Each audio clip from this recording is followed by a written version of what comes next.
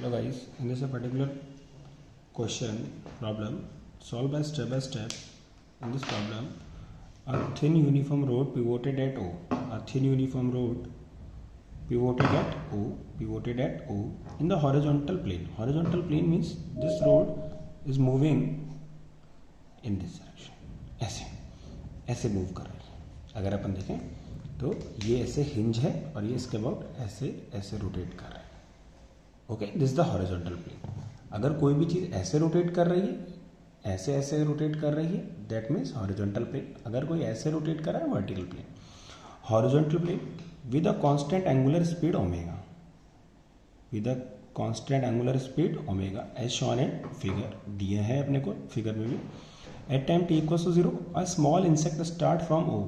एक t equal to 0 पर एक स्मॉल इंसेक्ट स्टार्ट हो रहा है फ्रॉम O. यहाँ से स्टार्ट हो रहा है insect from O and move with a constant speed with respect to rod towards the other end. और इस एंड की ओर जा रहा है. अगर दूसरा डायग्राम बनाए तो this is the initial situation starting from this. After time t insect is here and moving with constant speed v and travel distance after time t. Okay, towards the other end it reach the end of the road. जब वो यहाँ पहुँच जाता है insect, this is the insect t and stop, तो stop हो जाता है. The angular speed of the remains throughout. Given है angular speed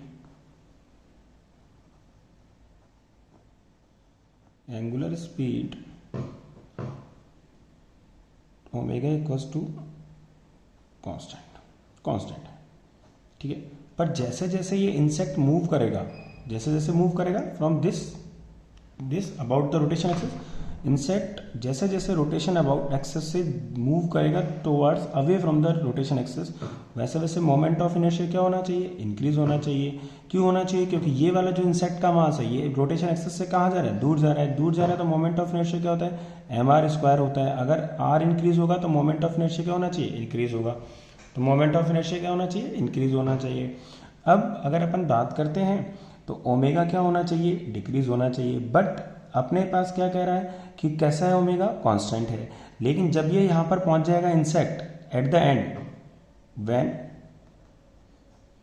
insect reach at the end of road,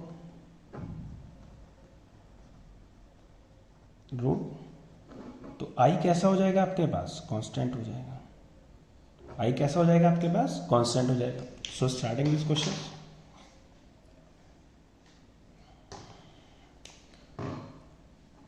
we know that tau equals to dl upon dt. Equation number first. Angular momentum की बात करेंगे. सबसे पहले अगर अपन road का बात करें तो रोड का angular momentum I plus insect की बात करें तो mass of insect and square of distance and omega, because L equals to I omega. Moment of inertia of rod ml²/3. Hinge at the corner of the rod, so ml²/3. Now put the value ml²/3 plus mx² into में omega. x is the vary according to the time. पहले insect यहाँ था, फिर insect यहाँ था, तो x is vary. But L equals to constant. Rod of length, so L equals to constant.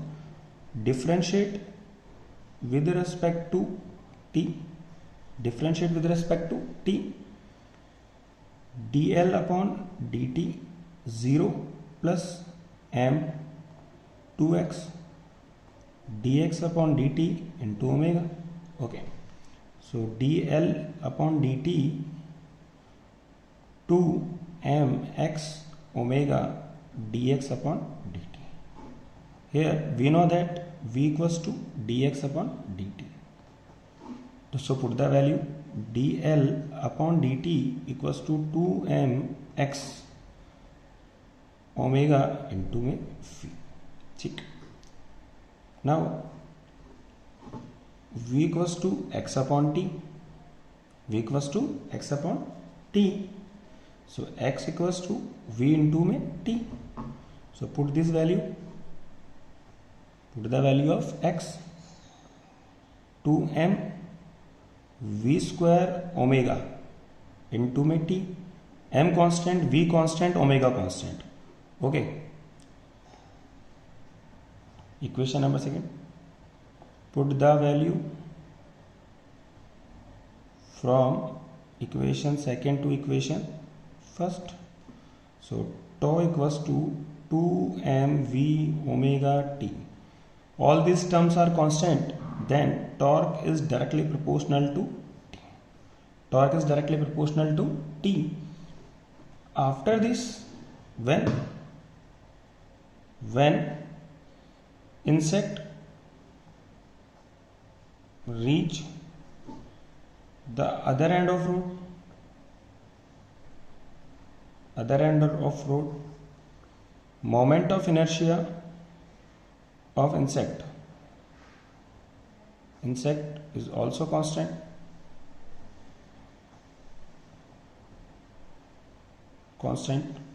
So final angular momentum is equals to 0 because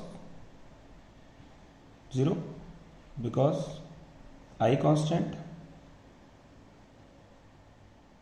and omega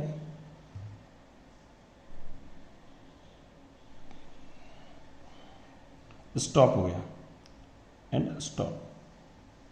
Insect is stop in the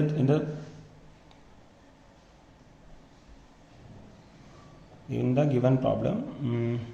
So अगर बात करेंगे तो torque is directly proportional to T. Torque is directly proportional to T. इसमें भी है, इस graph में भी है, ए में भी है, बी में भी है, सी में भी है.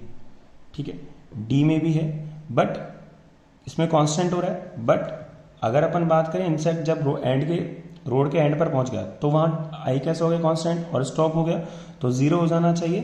तो जीरो किस में हो रहा है, और अगर अपन देखेंगे तो अपने पास ये डायरेक्टली प्रोपोर्शनल आ रहा है. डायरेक्टली प्रोपोर्शनल आ रहा है तो स्ट्रेट लाइन आएगा. So correct answer is B.